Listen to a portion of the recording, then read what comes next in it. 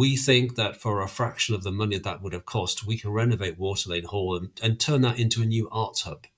And so that's kind of been my idea for involvement. And there's a group of like-minded individuals that have been chasing that down and trying to make it work.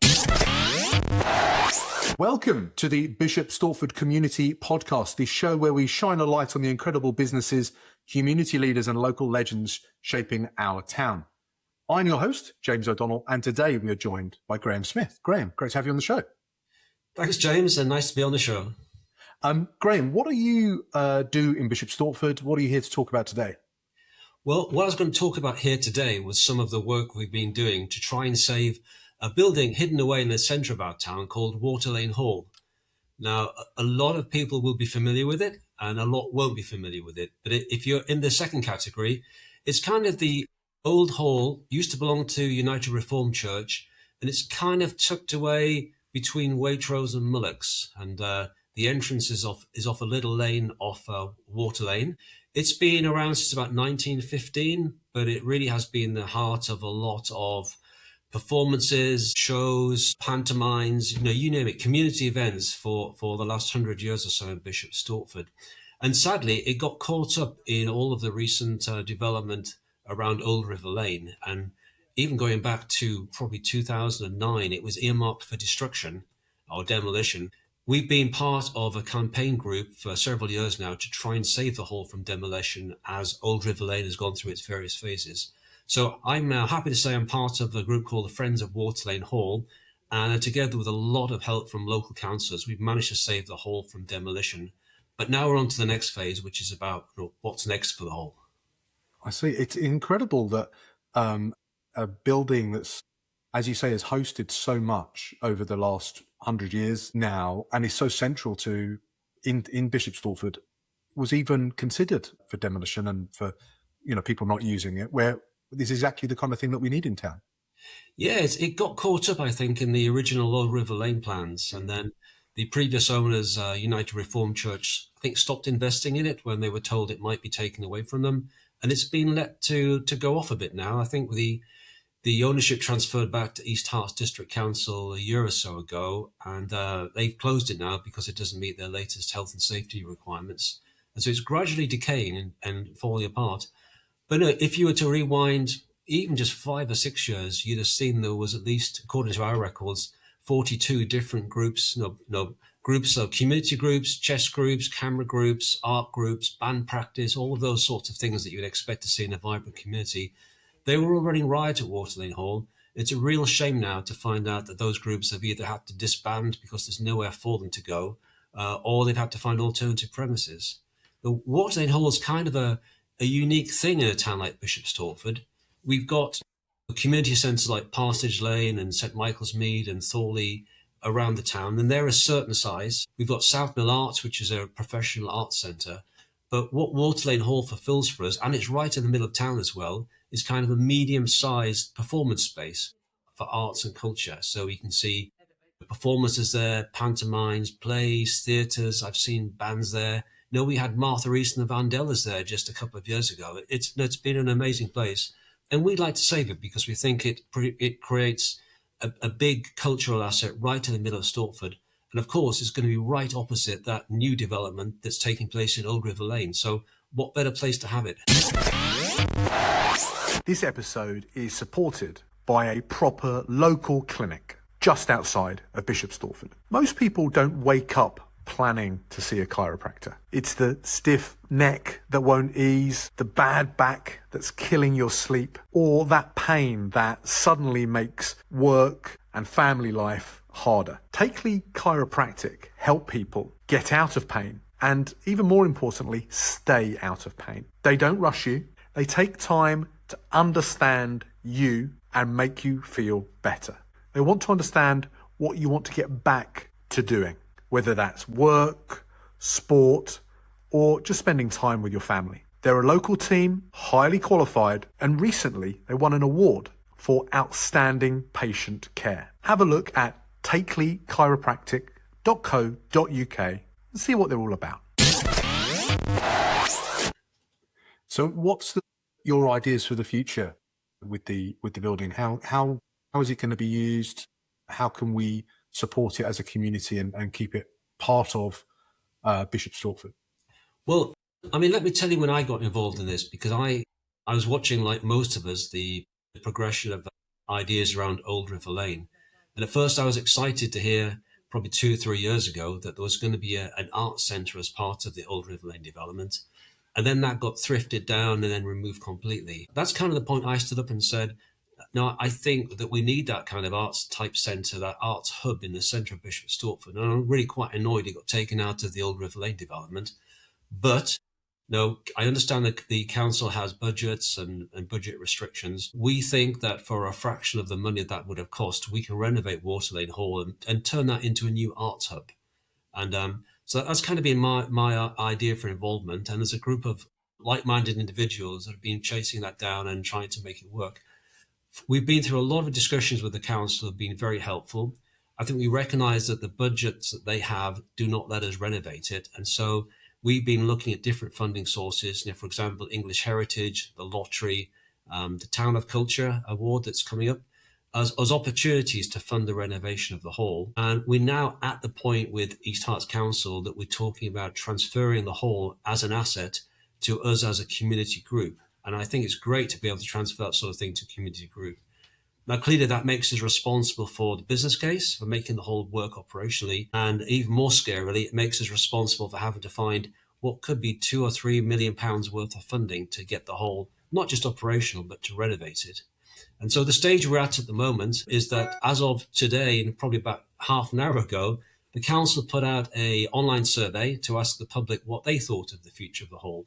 And of course, the council could transfer it to us as a community asset, or they could sell it for demolition. They could sell it to a developer. All of these types of things are possible. I think it's great that the council has chosen to give the public a view about what the future of the hall should be. And of course, I would encourage everyone watching this to go off and vote right now to transfer the hall to our community group. Where do they need to go to cast their vote? It is on the council website, and there's a part of that called Your Voice. So I think if you go to the council website and look for, I'm just looking at links as we're talking now, there's an area called Your Voice you can go to. It's under consultations on the main East Herts District Council website. I think sometimes if you go in, you've got to log in for the first time, or if you've been there before, you'll take it straight through to the consultation. But we will be posting links on social media. So if you're part of Bishop Stortford Civic Federation Facebook group as an example, we'll try and put it on there for you. Excellent. Well, we'll put it on the show notes for this episode as well. So if anybody's watching, and anybody watching should be casting their vote and sharing what they think should happen to the future of the hall. It's an interesting time at the moment where I think there's a lot of these kind of buildings, or old civic buildings, and that are falling into a space where it costs a lot of money to maintain them, and it doesn't become economically viable for certain things to happen there. And then because of that, they fall into disrepair. But there is now this community feeling where actually, we want to save it, we want to preserve it. It's an interesting kind of space that is happening around the country, not just in Bishop Stortford. Slightly different, but we've had on the podcast the case of Albury Primary School, which is actually now the decision has been made to close it because of declining pupil numbers. But the local community there was so put out that it was being closed. They were saying, no, it's a community hub. It brings more to the community than just what it says on the tin. Yeah. And it sounds like we're in the same kind of space here where, sure, it's a hall. Old United Reformed Church used to look after it, but there's actually more things that were going on there that maybe people weren't aware of, and it actually adds an awful lot to the community. Yeah, I mean, I think our first exposure to it was Mums and Tots, which I didn't go to. My wife went to with our kids, but no, that was our first exposure. But yeah, if you look at how Bishop Stortford has changed over, say, even the last 10 years, we've seen massive population growth in Bishop Stortford. And as part of the business case we've been doing around the funding, we've been digging away at the socio-demographics of Bishop Stortford. And we're quite an outlier these days compared to other towns in this area. We have a disproportionate number of older people, put myself in that category, and a disproportionate number of younger people as well. And the people in the middle are statistically lower here than in other places. So we've got a strange population distribution. We've also seen a rise in other cultures coming into Bishop Stortford, and all this is happening at the time when, although we've got all of these extra houses being built all around Stortford, we haven't really seen any contribution of that house building to, say, the civic infrastructure. And if you start to think about what lies ahead for Bishop Stortford, how do we solve those cultural gaps that exist between the young and the old and the different cultures coming in, it really is places like Waterlane Hall that you can look to try and generate community activities, which then leads to cultural cohesion. There's a lot of evidence that says if you have these community facilities, it does lead to more of a coherent culture, a consistent culture across the town, rather than the town splintering into lots of different trouble zones. So I think you're right. I think having something the community can rally around really helps you avoid some of those future problems that we can all see happening in other towns around us. Do you know more about what's happening with the wider area and how that might impact what's happening with the hall? Well, we know that Old River Lane is going to be going ahead and should be built in the next couple of years. Okay. We've all have had our chance and opportunity to put our thoughts and feelings in about that. But I guess it's going to go ahead in one form or another. So, we, in our plans for Waterlane Hall, currently the access is on a small back alley from Water Lane. But in our plans, we'd like to reorient that completely and have a big new facade entrance on the side of the Old River Lane development. And I think there's if you think about what's being built on the Old River Lane side, you think about what we're doing with Waterlane Hall, this isn't something that's just going to be there next year. It's going to be there when my grandchildren are around and maybe even their children. It's a generations long thing that we're doing. We'd like to encourage the developers and the council to think about what that whole view looks like. And if you're walking down the new Old River Lane, say towards Waitrose, you'll have Waterlane Hall on your left and the new building developments on your right. Wouldn't it be nice if they kind of were harmonious? Wouldn't it be nice if somebody could plan something that made it look like they'd thought about it, rather than having some horrible shiny buildings on one side and a decrepit old hole on the other side, which is what it is at the moment. So we really hope that we can get together with the developers and the council and find ways to fund the development of the hall, and with funders as well, that's kind of harmonious, that gives you something to be proud of, rather than like just sort of traveling down an alley between some buildings that were poorly conceived. Yeah. And as you said, with all the houses that are going up, there's going to be more people coming into the centre of town based on that. And you want that town to be vibrant and everything to be contributing to the wider culture. And it doesn't make sense to spend all the money on the new houses and then not invest in that kind of community infrastructure, as you said there. It's great that this is happening. We can all go and vote. Is there a way for us to follow along with your efforts, Graeme, online and to see see other events that are happening that we can come to get involved in that discussion? Yeah, there is a Friends of Waterlane Hall website. There's a Waterlane Hall website that we are trying to maintain and keep up to date. But we're all busy people and we do this in our spare time.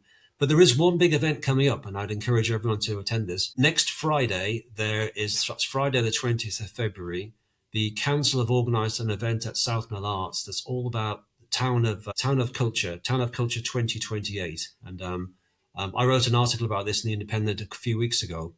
But there's an opportunity to participate in this competition called Town of Culture 2028. I think you're talking to somebody later today about the details of that. But next Friday, we're trying to encourage all of the arts groups, all of the performing arts groups, all the community groups that might be interested in participating in the Town of Culture 2028 to come to South Mill Arts, make themselves known and become part of the discussion about what happens about arts in the town. And that's important to Waterlane Hall as well, because we really see that Waterlane Hall is kind of our secret kingpin in this bid. And you might say, well, why is that, Graeme? And the reason is that the Town of Culture Award is all about building out that cultural legacy in a town for future generations. It's not just about basket weaving and flowers on lampposts and brass bands playing. It's around what sort of cultural legacy are we creating in the town with the £3.5 million that could come from that funding. And so, if you think about the location of Waterlane Hall, right in the middle of the central Bishop Stortford, right opposite a brand new development, right opposite where lots of new people are going to be living, right next to right next to North Street. We've already got an asset in place that needs a bit of money spending on it, and it could become the hub of our bid. So no, I'm really tying these two things together. I mean, if I look at it from a negative perspective, wouldn't it be crazy to demolish Water Lane Hall and then go after cultural funding? I think that one just wouldn't fly. So we've got to get this the right way around. So no, we're really excited to be there next Friday. We'd like to try and engage with some of the performing arts groups that used to use Water Lane Hall, and we'd like to talk to them about being part of that future with us as we go through it. So I think that's the next best place to see us. So next Friday, 20th February, 6 p.m, South Mill Arts. Everybody's invited, residents, performing art groups, community groups, camera groups, brass bands, woodwind bands, electric bands, whatever. Everybody's invited. Fantastic. We will be linking to that. We'll put a link to the website that you've got. I think you've got a Facebook group as well. Yes, we have, yeah. So we can link to those so people can follow along specifically on Water Lane. But then the big conversation there about the town of culture, what an incredible opportunity to do something special in our town, to continue that investment and do something for the wider community, which I think a lot of people think it needs. And hopefully that's something that we can come together as a community and go out and compete for. Yeah, it was stiff competition, and some people laughed when I first mentioned Town of Culture. And they said, "What, Bishop Stortford? No." But that's the exact answer is the reason why. It's not, the Town of Culture Award is not meant to reward towns that already have amazing facilities. It's the exact opposite. And we're up against some stiff competition. We're up against places like Grimsby, for example, who have already thrown their hat into the ring. Places like ours that don't really have that kind of civic infrastructure. So it's going to be a tough competition. But even the discussion is valuable to us. Even the discussion about what we need in our town, what we don't have, and how we can make it better culturally. That's got to be good for everybody. So I think it's a win-win just to be involved in the discussion, really. I've started the podcast 5 months ago now. And first I thought there were going to be a few clubs, a few sports, few people that I could interview over the course of the year. And the amount of different kind of organizations and people that are investing in the community, that are doing things in the community, it makes me think that there are incredible people trying to do things in the town, and everybody feels like more facilities are needed or improved facilities are needed. So hopefully, by me shining a light on things, that does my little bit to kind of raise the viewership and the eyeballs on the different people that are in the town. What a great opportunity if we can build something as a hub for us to get behind. Graeme, that's been awesome. That link again is on the Hearts website. It's on the East Hearts District Council website, and it's called Your Voice. But I think if you just search under the consultations, you'll find it there. Excellent. And as you say, we'll try and put the link on the bottom of this. Yeah, we'll make sure that that happens. Okay, Graeme, are you ready for some Stortford Spotlight questions? Go on, I'm ready. Today's podcast is brought to you by a great local business helping people take back their time in Bishop Stortford. If your weekends are getting swallowed by cleaning instead of time with your family, I get it. As a dad of 2 young boys, I know how fast those moments can go, and I've been let down by cleaners before. That's why I use Time For You Cleaning. They're reliable, friendly, and give you one less thing to worry about. If you want your time back, head to timeforyou.cleaning and let them know the podcast sent you. Get back your precious time and support local. Right, back to the show. Fantastic. These are 3 super fast questions that we ask every guest that come on the Bishop Stortford Community podcast. Okay. First question. If you could put one sentence on a billboard in Jackson Square, what would it say and who needs to read it the most? I'd say vote for Water Lane Hall. Easy. Right round the corner as well. Yeah. From Jackson Square, isn't it? Fantastic. Question number 2. Where do you go in Bishop Stortford that you secretly hope never gets too popular? I was told by this one because I love walking my dog and I love going down to the canal. Much as I'd like everyone to enjoy that, it is nice when it's just me and him. There are a few people that have mentioned that as a space that they hope never gets too popular. So I'm hoping that you guys don't all run into each other when you're down there. There is a group as well, and I must get them on the podcast, who are involved in keeping the store clean Yes, or yeah. tidy. I can't remember the name of it, but I will try and reach out to them and get them in because, again, how lucky are we to have a river running through the centre of town, and we want to look after that space. Absolutely. Okay, question 3. Who's doing something special in town that more people need to know about? I'm going to hark back to what you were saying about people working in the community. I think we have a layer of people in the town that do a lot for our community, and they often go unnoticed. I would include in this list our councillors, because I know that they work for hardly any money. They're ever present. Even the councillors that are not in the leading party, I think they give up so much time and energy to do what they can do to try and make the changes that they think are important. So I got a lot of respect for those people because they put a lot of time in. But also I'd like to recognise all of the people that manage like community centres across town. No, these are people giving their time up for the rest of us. So all kudos to them. All kudos to them. Yeah, it's amazing the amount of extra work that those kind of people put in, particularly the councillors. They do have a day job, so to speak, in being a councillor, but then they put in lots of extra hours involved in the community, keeping events going and supporting the things that are going on at Bishop Stortford. And it's incredible to see. And it really hurts me when I see the abuse that they get online for things that's not really their fault. I mean, a lot of people complain about the council, but it's often not today's councillors that are responsible for decisions of the past. So if you see that happening, jump in there and support them is what I'd say. What a great rallying call. Graeme, that's absolutely fantastic. And that last, again, where can people follow along, particularly for Water Lane Hall, to follow along with the work that you're doing there? We will try and keep the Facebook page active and the website active. But come along next Friday and we'll sign you up to mailing lists and keep you involved that way. That's great, Graeme. That's a wrap. Thank you so much for joining us today on the Bishop Stortford Community Podcast. Thank you. Thanks for the opportunity, James. Not a problem, Graeme. If you've enjoyed this episode, the best way to support us, to support the show, is to leave a quick review wherever you're watching or listening to this. That might be YouTube, Apple, Spotify. We're now on Amazon as well. And then share it on your socials or with someone in town who you think should hear it. Maybe someone who used to go to Water Lane Hall before. They're not on social media now. Go and show them this interview and tell them about how they can support the work that Graeme's doing to keep the hall going and to reinvest in it in the town. And if you've got a local legend, someone just like Graeme, who is doing something incredible in town that we should feature next on the podcast, drop their name below or drop me a message and I can reach out and we can feature them on the podcast very soon. Again, Graeme, thank you so much for joining us today on the Bishop Stortford Community Podcast. Thanks, James. Welcome. Thank you. This episode is brought to you by True Tone Media. If you want a podcast, testimonials, or a better way to tell your story, but you keep feeling stuck because video feels awkward or cringe, that's exactly what we fix. True Tone Media creates conversational video for your business without that cringe. If you know you need to produce content but don't know where to start, hit the link in the show notes and we can have a chat. Okay, back to the show.